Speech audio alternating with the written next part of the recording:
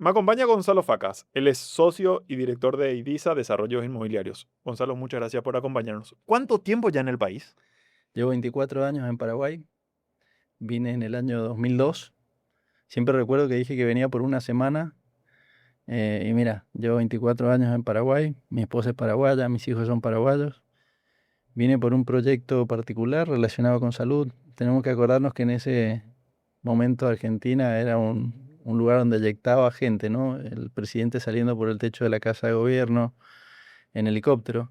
Entonces, bueno, fueron varias las situaciones que nos llevaron a pensar en salir de Argentina y bueno, vine a Paraguay por una semana por un proyecto concreto. En el 2005 asumí como director de un banco, de BBVA, hoy ya no está en el país ese banco, y en el 2011 empecé en este mundo del real estate a través de mi suegro, ¿no? Me acuerdo de estar en un desayuno en Washington, que tenía la graduación de mi cuñada y mi suegro me dibujó en una servilleta. Él siempre tenía una lapicera acá en la camisa y me dibujó en una servilleta. Una propiedad muy interesante, rodeada de la reserva Tatiyupí, al lado del lago de Itaipú. Esto tenemos que comprarlo, me acuerdo que me dijo. Y le dije, mira, suegro, me parece fantástico. Cuando volvamos a Asunción, vamos a conocer Hernandarias, conocemos esta propiedad y vemos de hacer la inversión. Y me dijo, no, hay que comprarla hoy, me acuerdo. ¿Cómo hoy? Sí, hoy tenemos que comprarla porque mañana ya no está esta propiedad. ¿Es hoy u hoy? Así que bueno, hice mi primera inversión en el mundo de real estate confiando en la experiencia de mi suegro. Me fue muy bien, por suerte. Y fue mi primera inversión comprando un sojal en ese momento de 400 hectáreas. Hoy es un desarrollo inmobiliario interesantísimo en Hernandarias, pero sin conocer Hernandarias. O sea, no conocía Hernandarias, hice la inversión confiando en la curva de experiencia de años de mi suegro de invertir en propiedades. Y eso me llevó al mundo del real estate. Nos fue muy bien el lanzamiento de ese proyecto. Nosotros teníamos un flujo optimista que nos hacía pensar vender 5 lotes por mes y el día del lanzamiento vendimos 200 lotes. Así que ahí luego conocí a mis actuales socios de IDISA, Martín Dominici y Fabio Gandelman, y bueno, constituimos esta sociedad IDISA que ya llevamos muchísimos años desarrollando en Paraguay. ¿Cuáles son los cambios que más te llaman la atención de Paraguay en los últimos 24 años? Bueno, la verdad que Paraguay ha evolucionado mucho y creo que lo principal que veo de Paraguay es un lugar sumamente previsible. Ha sido un lugar donde uno se ha pasado el 95% de su tiempo, o yo me lo he pasado por lo menos trabajando. He tenido muy poco tiempo dedicado a contingencia. Obviamente la pandemia nos afectó a todos en el mundo, pero la mayor parte del tiempo yo en Paraguay me la paso trabajando. Como le digo a mis amigos en Argentina, nunca hubiera logrado lo que he logrado en Paraguay, en Argentina. O sea, yo termino de vender un departamento y pongo a pensar cómo vender el siguiente. No tengo que estar pensando en cláusulas de reajuste por inflación en los contratos, no tengo que estar pensando en ir a comprar rápidamente materiales porque van a subir los precios, no tengo que estar pensando en qué poner la plata, si en guaraníes, en dólares, hasta hoy, ¿no? Porque la verdad que hoy el Banco Central nos ha dado algunas sorpresas, pero digo, en estos últimos 20 años realmente he tenido la palabra sería previsibilidad. Yo hacía un flujo a 5 años y me lo creía y me lo sigo creyendo, ¿no? Y eso hace que uno pueda hacer proyectos a largo plazo que en el mundo del real estate es fundamental, porque nada ocurre de la noche a la mañana. Uno hoy está proyectando algo que va a estar listo dentro de 3, 4 años. Entonces, es realmente muy importante esa palabra, previsibilidad.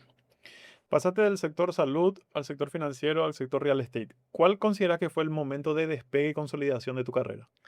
Bueno, en el mundo del real estate, mi momento de consolidación o de despegue fue un momento donde mucha gente nos miraba como que estábamos un poco locos, ¿no? Siempre le digo a mis socios, estábamos haciendo 2 torres de 19 pisos, lanzando 2 torres de 19 pisos de oficinas corporativas en Aviadores del Chaco, cuando todos decían que había sobreoferta de oficinas corporativas, Skypark 1 y 2, hoy ya existe Skypark 3 y Park Plaza, pero en ese momento estábamos haciendo la 1 y la 2, y la gente nos decía, pero se está haciendo el Paseo de la Galería, se está haciendo el World Trade Center, se está haciendo IMAX 2, se está haciendo Torre de Aviadores.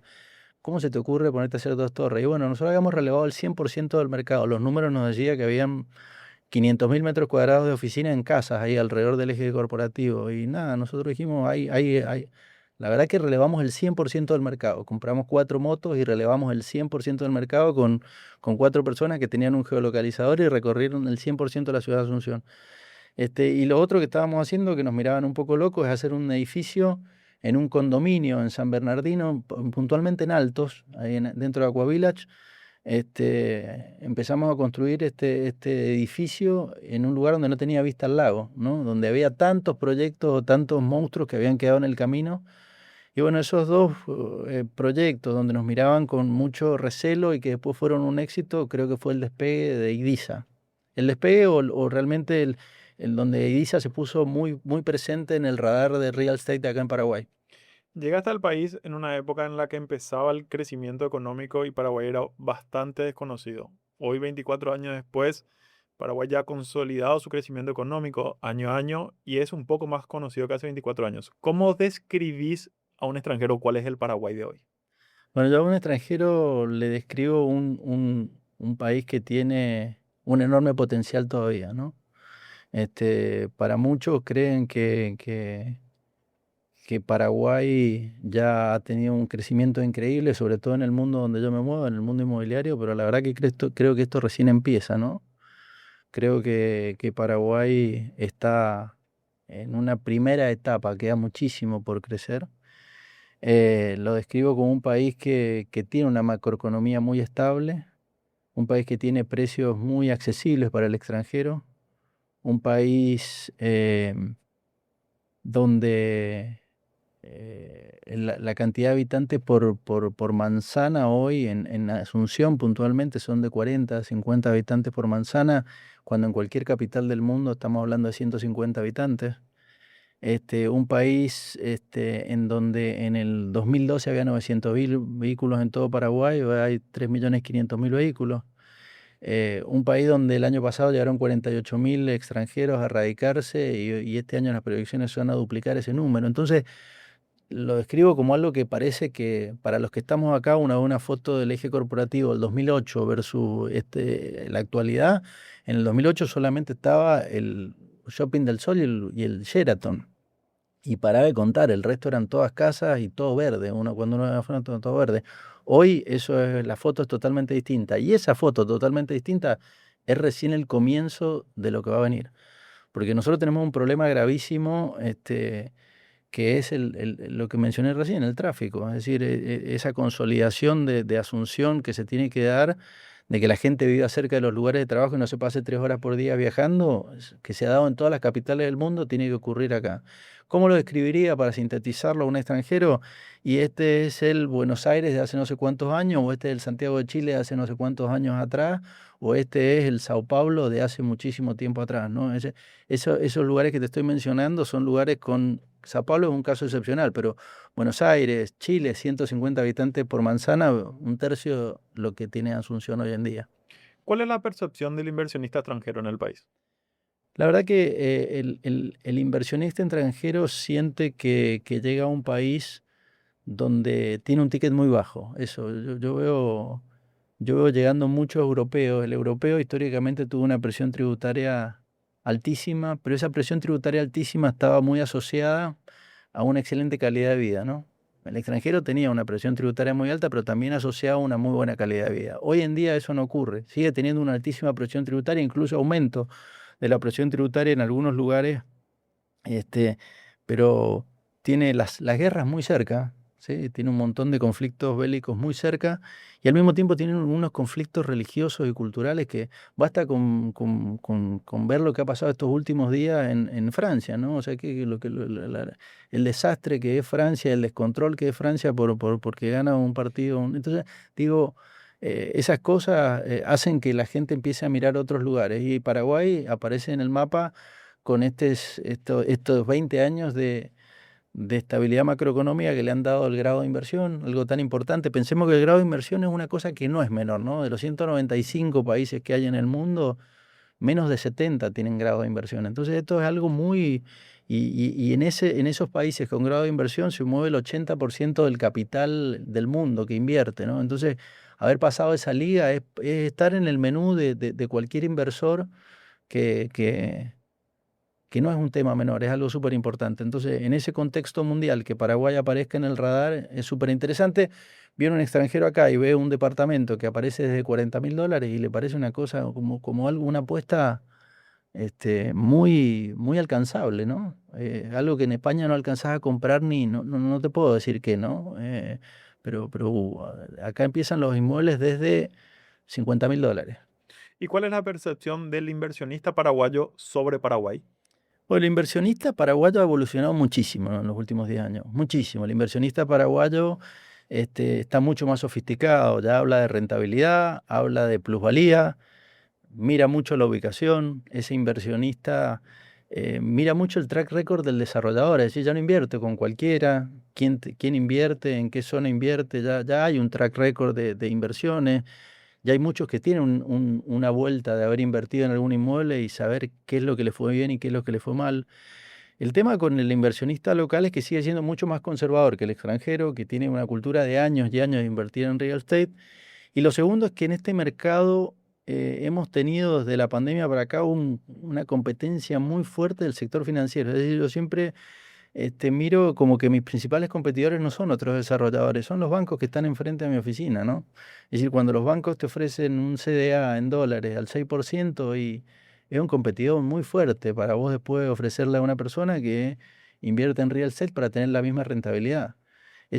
Acordémonos que hace no muchos años atrás, porque la tasa aumentó mucho post pandemia, la tasa libre de riesgo de Estados Unidos, acordémonos, está en el 0,25 y está en 4,5, podemos decir, y llegó a estar en 5,5. Eso nos llevó a vivir en un mundo de tasas altas para los depósitos y nos generó una competencia enorme. Y el inversor local todavía está muy posicionado en CDA. Hace un ratito usaste una palabra muy llamativa de que te llamaron loco en su momento. ¿Cuál es la dosis de locura que debe tener un emprendedor exitoso? Bueno, yo creo que nos llamaban locos porque no terminaban de ver lo que nosotros, como te mencioné muy claramente, sí veíamos, ¿no?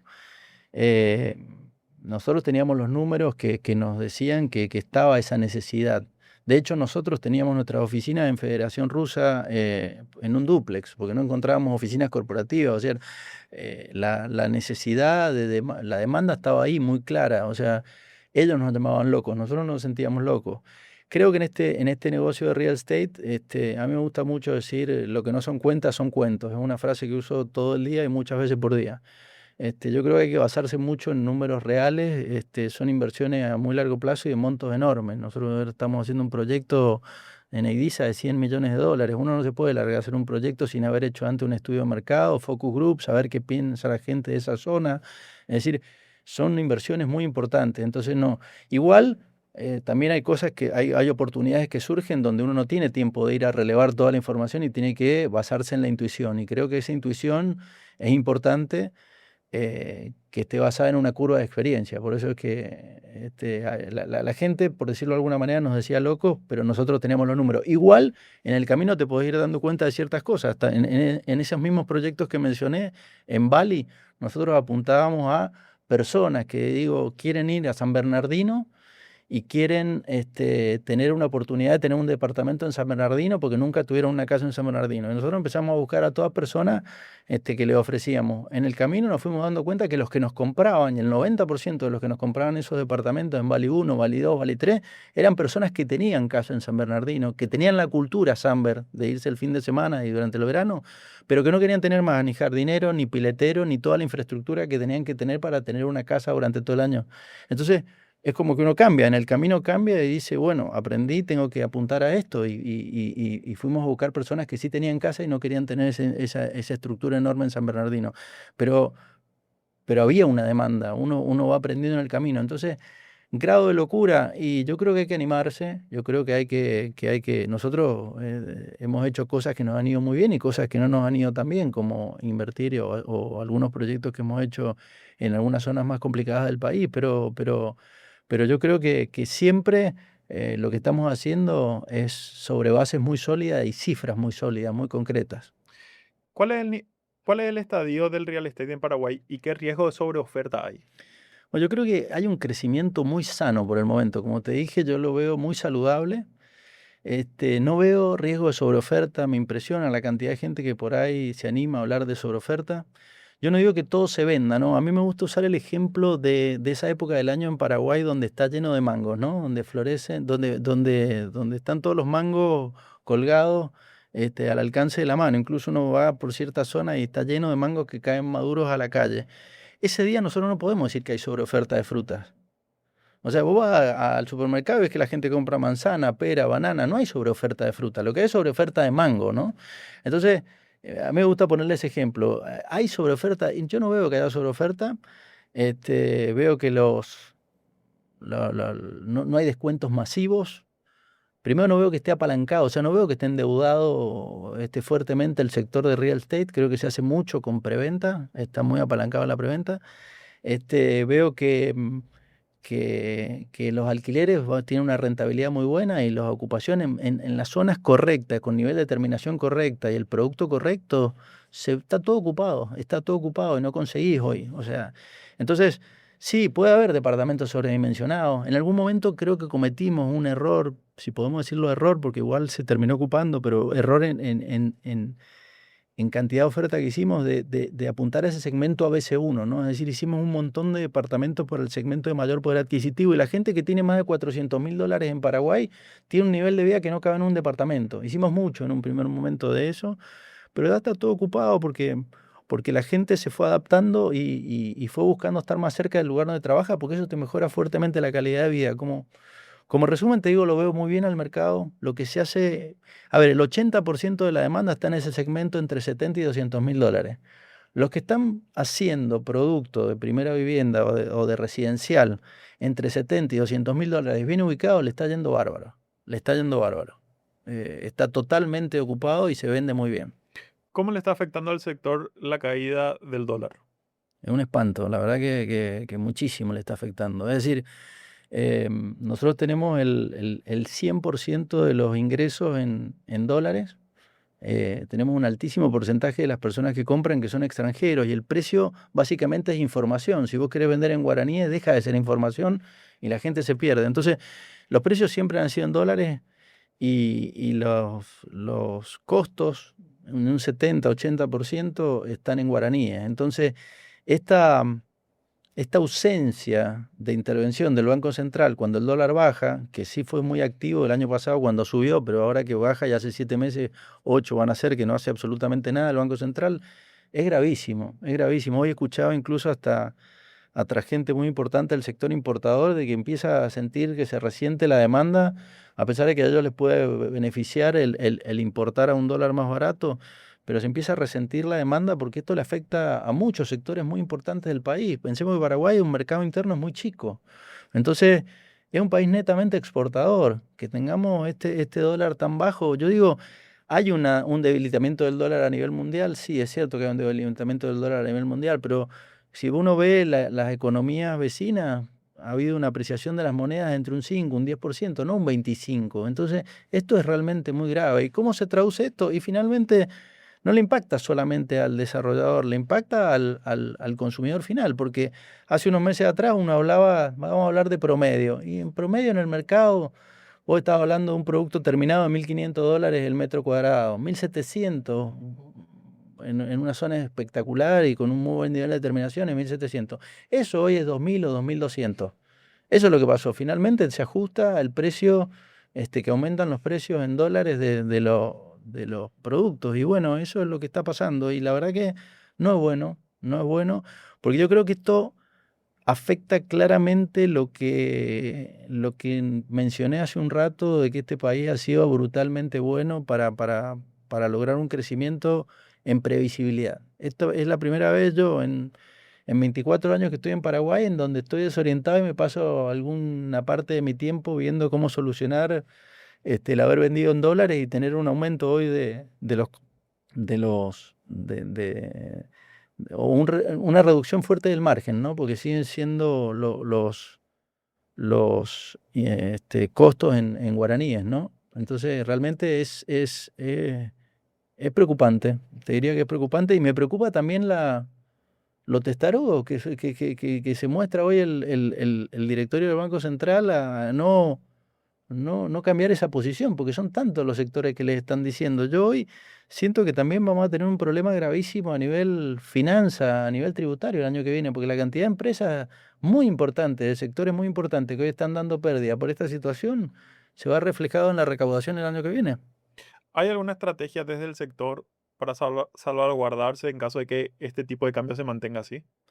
Bueno, hay instrumentos de cobertura, forward, y otros instrumentos de cobertura de tipo de cambio, pero como te dije, es algo que me lleva a no estar pensando el 100% de mi día en vender departamentos. Tengo que ahora estar pensando en cómo cubrirme de las variaciones del tipo de cambio, lo que mencionábamos.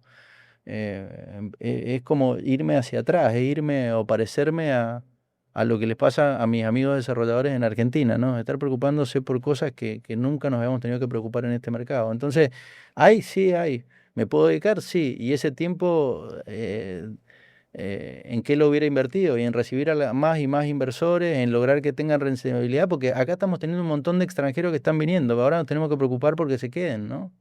Eso sería lo bueno, que se queden y que digan este es el mercado para seguir invirtiendo por segunda vez, por tercera vez. Y a eso es lo que muchas veces uno no tiene tiempo de hacer por estar buscando instrumentos de cobertura de tipo de cambio.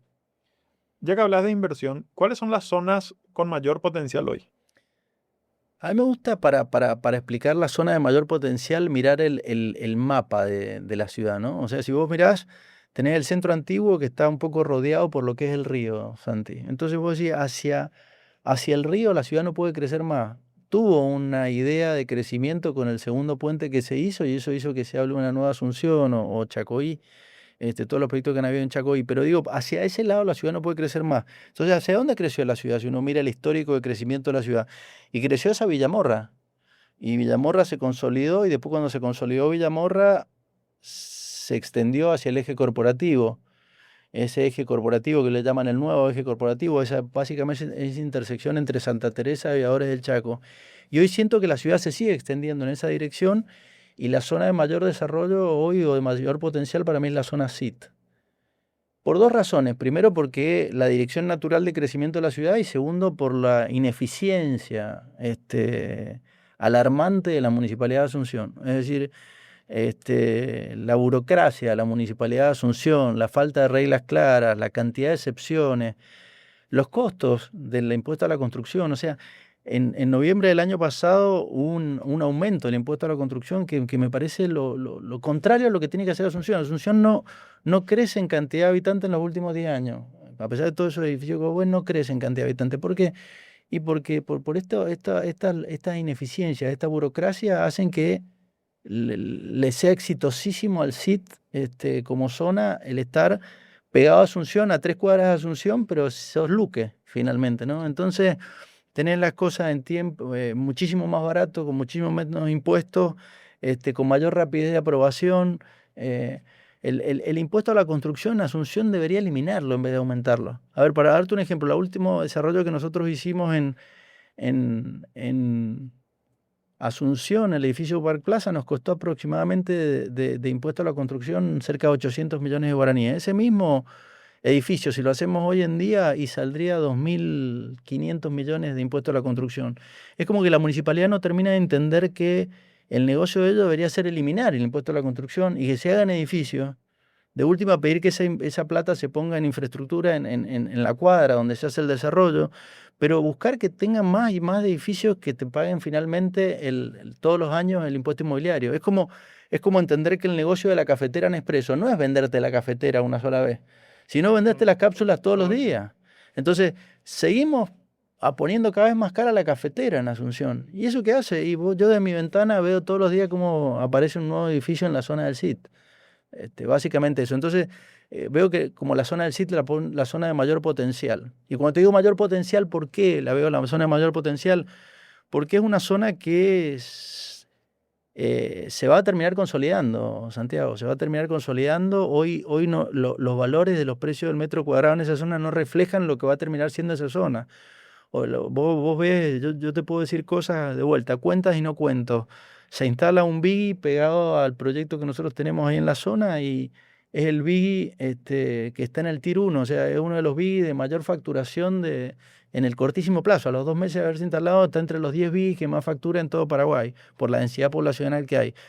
Sé de 2 centros comerciales que han comprado el terreno y se van a abrir ahora ahí en la zona. Las obras de infraestructura que se están haciendo, tanto públicas, todos los proyectos que está haciendo el Ministerio de Obras Públicas desde Luque Asia, como privadas. Nosotros con el proyecto nuestro hicimos ya 9 cuadras de desagües cloacales, 6 cuadras de desagües pluviales, una línea de ande dedicada para el proyecto, porque eso es otro problema, la falta de infraestructura que muchas veces tenemos los desarrolladores para seguir creciendo. Y ahí te quiero preguntar, del 1 al 10, ¿cómo calificarías la infraestructura pública de Asunción y Gran Asunción? 2, y por ser generoso. La verdad que es dramática la situación que nosotros vivimos en cuanto a infraestructura. Es decir, nosotros tenemos, para continuar con este crecimiento, tenemos 2 grandes problemas, Santiago. El problema en la infraestructura es enorme. O sea, ya no es un problema solamente de hacer un desarrollo en Luque. Tengo amigos desarrolladores en República Argentina que no tienen energía, o sea, que tienen que buscar una línea dedicada de la ANDE porque no le puede proveer la ANDE media tensión para el proyecto. Es decir, los problemas de infraestructura que tenemos son graves. O sea, basta, a ver, vamos al metro cuadrado más caro de Asunción. Santa Teresa, te mencioné, Santa Teresa de Aviadores del Chaco. Ahí no tenés desagüe pluvial. Tenés muchísima agua servida a cielo abierto. Entonces digo, eso es lo que nosotros, mira, cuando vos te ponen un cartel en la esquina de tu casa, un cartel publicitario, el primer día te llama mucho la atención. El segundo día ves detalles que no habías visto el primero. Ahora, al cabo de una semana es parte del paisaje. Para nosotros, los asuncenos, esa agua servida a cielo abierto enfrente del Paseo de la Galería son parte del paisaje, no la vemos. Pero cuando viene el extranjero y no hay veredas, como ir caminando de mi oficina hasta el Paseo de la Galería, son 150 metros, lo primero que me dicen, che, usted está en un lugar donde no hay vereda, no tenés cómo caminar. Entonces, es gravísimo esta falta de infraestructura. Y lo otro que tenemos es que el tráfico, no tenemos el mismo problema que todas las capitales del mundo, estos 900.000 vehículos que te nombraba antes en el 2012, hoy 3.500.000 vehículos. Todas las capitales del mundo tienen este problema del tráfico. Nosotros tenemos 2 agravantes. El primero es que no tenemos buen transporte público de pasajeros. Y el segundo gran problema es que somos el único país de Latinoamérica que aceptamos autos usados más de 5 años. Básicamente nos transformamos en el basurero de todos los autos que no pueden seguir circulando en ningún lugar del mundo. Nosotros los compramos y los traemos acá. Entonces, eso es un problema que tenemos que solucionarlo. Y la verdad que es un tema que deberíamos abocarnos todos como una causa nacional, el mejorar el tráfico y el lograr, a mi criterio, lo que debería lograr Asunción, porque no es solamente la municipalidad, lo debería lograr la Asunción una ley de capitalidad, o sea, asumir que Asunción realmente tiene todos los ministerios, tiene un montón de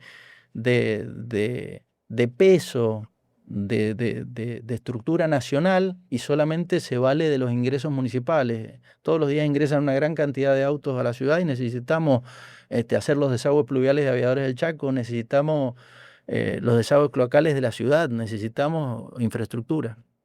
El principal limitante del crecimiento del sector yo creo que es la infraestructura pública. Absolutamente, absolutamente, no te quepa ninguna duda. Te lo acabo de poner con un ejemplo de nuestro proyecto. Nosotros estamos haciendo 9 cuadras de desagües locales, te repito, 6 de pluviales, una línea de la ANDE dedicada y además nos hemos puesto como objetivo poner enfrente a nuestro proyecto todo tendido eléctrico subterráneo, es decir, esa polución de cable que tenemos en la ciudad, que ningún proyecto parece lindo porque tenemos un enredo de cable adelante de cada proyecto. Nosotros nos negamos a hacer este proyecto con ese enredo de cable, o sea que nos vamos para ver si logramos el efecto contagio, es decir, que la gente finalmente, porque al final del día somos todos mamíferos, nadie quiere hacer las cosas que te cuestan más, pero finalmente yo creo que tiene sentido hacerlo, porque nosotros empezamos vendiendo este proyecto a $1.700 el metro cuadrado y hoy estamos en promedio a 2.200, estamos vendiendo 30 departamentos por mes y creo que tiene que ver con esto, con haber apostado a hacer las cosas bien de arranque, ¿no? Eso quería preguntarte ya de tu nuevo desarrollo. ¿Cómo le resumirías qué es Marena a un futuro inversor? Marena es un producto para ese segmento que te dije donde está el 80% de la demanda. Son departamentos entre 70 y $200.000, donde realmente está la demanda. Nosotros no quisimos hacer algo fuera de ese mercado, de ese segmento, pero con un diferencial enorme, que es una Crystal Lagoon. Es un amenity mundialmente valorado. Hoy hay 1.000 lagunas en el mundo, esta laguna cristalina, ¿no? Acá hay 4 operativas en Paraguay, una bueno, 4 operativas, está Coahuila, Chacuaterra, está Blue Lagoon y está Costa del Lago, o sea, son 4 proyectos muy exitosos que tienen una crista lagoon. Nosotros no queríamos ser la quinta, queríamos ser la primera, nos propusimos ser la primera urbana, es decir, la primera en el medio de la ciudad, con torre en este segmento. Además, también para este segmento, es la primera Crystal que apunta a este segmento. Entonces, muy cerca del eje corporativo, uno yendo por Tapetuyá y Aviadores del Chaco, estás a 7 minutos, 8 minutos del eje corporativo. Entonces, cerca de donde la gente trabaja, buscar hacer un cambio en la rutina, ¿no? Es más, todo lo que es el marketing está muy enfocado a eso, a decir, a cambiar la connotación de la palabra rutina como algo positivo, ¿viste? La rutina que te parece algo malo, no, esto de que la rutina sea algo lindo. Qué lindo vivir todos los días en un paraíso y no solamente 15 días al año cuando me voy de vacaciones, ¿no? ¿Qué, Llegar todos los días a un paraíso que es donde yo vivo. qué tamaño tiene Marena y en qué etapa de desarrollo está? Bueno, Marena son 32.000 metros cuadrados. Costó conseguir el terreno en el medio de la ciudad. Son 3,2 hectáreas. Y ahí se está terminando ahora en octubre la primera torre y la laguna. Queremos tener la primera torre y la laguna terminada. Está ya en construcción la 2, la segunda torre, y la 3 y la 4 empezamos la construcción en septiembre. Se empiezan al mismo tiempo la torre 3 y la torre 4. Es un proyecto que lleva vendido 400 unidades en 2 años, una cosa increíble, que nos sentimos muy bien. Los desarrolladores nos apalancamos mucho en la preventa. Cuando, si vos me dijeras cuál es la estructura financiera de un desarrollador, y bueno, básicamente nos apalancamos mucho en la preventa. De hecho, un banco, si hoy vas a cualquier banco de plaza o a nivel internacional, también se da esto, los bancos te piden un tercio en aporte de los socios, un tercio en preventa y ahí recién te financian un tercio del proyecto. Em, Eso te habla de la importancia de la preventa en el mundo del real estate. Porque la preventa te da dos cosas. Una primera que es la rentabilidad. Te da rentabilidad el vender y construir con la plata de los clientes. Te da muy buena rentabilidad al proyecto, pero te da algo más valioso todavía y es que te da validación del mercado. Es decir, cuando vos tenés preventa es que realmente estás haciendo un producto que es apetecible para el mercado, que el mercado demanda. Entonces realmente estamos muy contentos de hoy tener 400 unidades vendidas de un proyecto de 8 torres que van a terminar siendo 800 o 900 unidades, depende de la tipología que sigan demandando, pero nos ha sorprendido fuertemente. O sea, hoy vamos muy por adelante de lo que teníamos como expectativa de vender 6 departamentos por mes. Este año, en el 2026, el promedio es arriba de 26 departamentos por mes. ¿Cómo es el inversor tipo de Marena? Bueno, quien compra Marena hoy en un 90, el mercado en general, yo te hablaba de que donde está ese 80% de la demanda, el 75% son inversores y el 25% son consumidores finales, usuarios finales, moradores, como quieras llamarle. En el caso de Marena, el 91% son inversores. Es decir, Marena tiene un perfil muy de ese cliente que quiere tener un producto muy apetecible para alquiler y sobre todo para alquiler temporal, ¿sí? Marena tiene una unidad de negocios dentro que se llama Marena Rentals. Nosotros siempre tratamos de competir no contra otros desarrolladores, sino tratar de ir por la revancha, ¿no? Ahora que empiezan a bajar las tasas, queremos la revancha y queremos ir a recuperar esos 22.000 millones de dólares que tiene este mercado en CDA, ¿no? Y decirles, vení y tener una rentabilidad mejor en el mismo esquema, siendo inversor. Es decir, yo no quiero que vos te compres un departamento y al día siguiente te compres un trabajo, porque tenés que estar llamando al inquilino, cobrando el alquiler. No, nosotros queremos que haya una unidad de negocio que se llama Manera Rentals.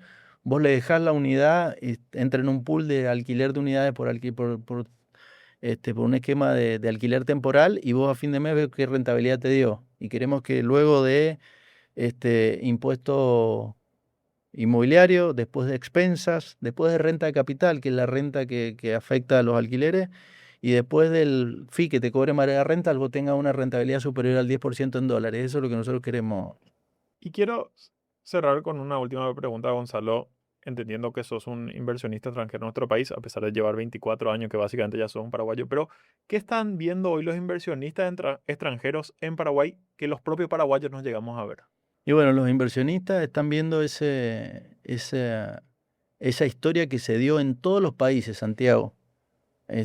Hoy hay que meterse a ChatGPT y preguntarle cómo aumentaron los precios en Perú cuando fue grado de inversión, o sea, unos años después de ser grado de inversión, qué le pasó a Brasil cuando fue grado de inversión y qué le pasó cuando dejó de ser grado de inversión, qué pasó con Chile cuando fue grado de inversión, y los inversionistas extranjeros están viendo eso, están viendo que nosotros nos sentimos que hemos avanzado muchísimo, pero los inversionistas extranjeros ven que esto recién comienza y que se va a consolidar fuertemente y que va a haber una plusvalía en esos precios, y que Paraguay todavía tiene mucho por crecer. Por eso es que es muy importante cuidar mucho esta palabra que le he mencionado ya demasiado a lo mejor, pero es previsibilidad. Cuidar que nuestro mercado siga siendo muy previsible para poder seguir pensando en crecer a largo plazo. Gracias, Gonzalo, por tu tiempo. Un placer.